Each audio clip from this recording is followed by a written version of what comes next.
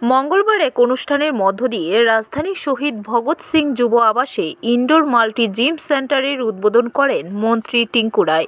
মন্ত্রী টিঙ্কু রায় বলেন, জাতীয় স্তরের কিংবা রাজ্য স্তরের যে সকল টুর্নামেন্ট আগরতলায় আয়োজন করা হয়ে থাকে সেই সকল টুর্নামেন্টের খেলোয়াড়দের থাকার জায়গা হচ্ছে শহীদ ভগৎ সিং যুব আবাসে।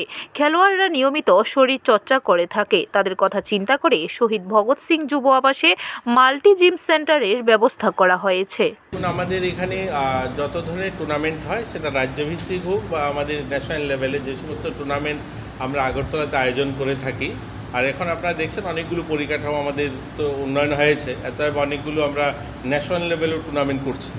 এই সমস্ত টুর্নামেন্ট করতে গিয়ে যে সমস্ত প্লেয়াররা আসে গোটা দেশ থেকে, তারা কিন্তু থাকার জায়গা হচ্ছে আমাদের এই ভগৎ সিংয়েই। অতএব যারা প্রতিদিন শরীরচর্চা করেন তাদের জন্য অসুবিধা হয়ে যায় এখানে জিম না থাকার কারণে।